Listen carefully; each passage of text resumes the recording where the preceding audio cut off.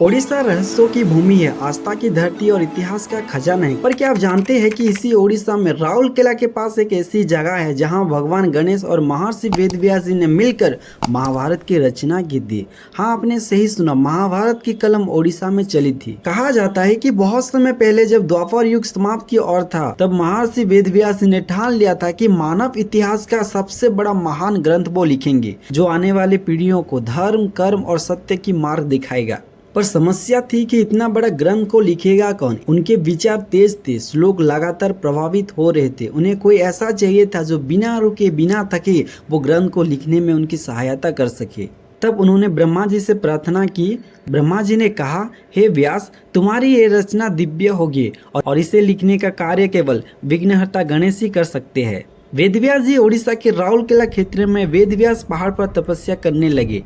वही तीन नदियां जो संग, कोयल और ब्राह्मणी का संगम है, उस पवित्र स्थान पर वो ध्यान मग्न हुए और गणेश जी का आह्वान करने लगे। और कुछ ही क्षणों में भूमि प्रकाशमय हो उठी। गणेश जी प्रकट हुए। वेदव्यास जी बोले, हे विघ्नहर्ता गणेश, मैं एक अमर ग्रंथ लिखना चाहता हूँ जो मानवता के धर्म का मार्ग बने। क्या आप इसे लिपिबद्ध करने में मेरी सहायता करेंगे? गणेश जी मुस्कुराए और बोले, पर मेरा एक शर्त है। तुम बोलते रहना, मैं कभी रुकूंगा नहीं। अगर तुम रुके तो मैं भी लिखना बंद कर दूंगा। वेदव्यास जी बहुत चालाक थे। उन्होंने भी एक शर्त रखी, हे गणेश जी, आप तभी लिखोगे जब मेरी हर श्लोक का अर्थ आपको पूरी तरह से समझ में आएगा। और इससे प्रारंभ हुआ महाभारत का लेखन।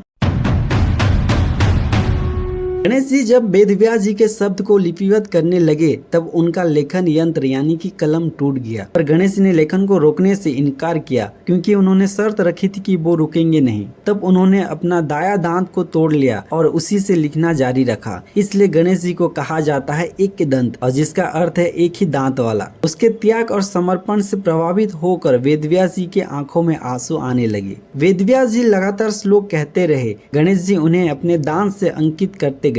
कहा जाता है कि उन्होंने कुल 1,00,000 श्लोक का लेखन किया, जो वाद में 18 पदों भागों में विभाजित किया गया। ये ग्रंथ केवल युद्ध की कथा नहीं, बल्कि जीवन का धर्म, कर्म, नीति और ज्ञान का महासागर है। जब महाभारत का लेखन पूरा हुआ, वेदव्यास जी ने गणेश जी को कहा, हे विघ्नहर्ता गणेश, आपने अपना बलिदान से इस ग्रंथ को लिखने में आपने सहायता की। आपका नाम सदा के लिए इस रचना के साथ जुड़ा रहेगा। और उन्होंने गणेश जी को आशीर्वाद दिया, जो भी व्यक्ति तुम्हारी पूजा करेगा उसके जीवन के सभी विघ्न दूर हो जाएंगे। और तभी से गणेश जी को पूजा में विघ्नहर्ता प्रथम पूज्य कहा जाने लगा। आज भी अगर आप वेदव्यास राउरकेला जाए तो वहाँ की गुफा में गणेश जी का गुफा, वेदव्यास जी की गुफा और सरस्वती मंदिर इस दिव्य घटना की साक्षी है। और कहा जाता है कि पूर्णिमा की रात वहाँ से धीमी धीमी श्लोक की ध्वनि सुनाई देती है, मानो गणेश जी आज भी लिख रहे हो और वेदव्यास जी आज भी श्लोक सुना रहे हो। ओडिशा सिर्फ संस्कृति नहीं, ये वो भूमि है जहाँ इतिहास लिखा गया था, जहाँ भगवान गणेश ने अपने दांत से महाभारत जैसे अमर ग्रंथ को लिपिबद्ध करने में वेदव्यास जी की सहायता की थी। दोस्तों, अगर भी उड़ीसा से है तो कमेंट बॉक्स पे अपना सिटी, अपने स्टेट का नाम जरूर लिखिए। वीडियो अगर पसंद आया हो तो वीडियो को ज्यादा से ज्यादा लोगों को शेयर करो, ताकि ये वीडियो हर एक लोगों के पास जाए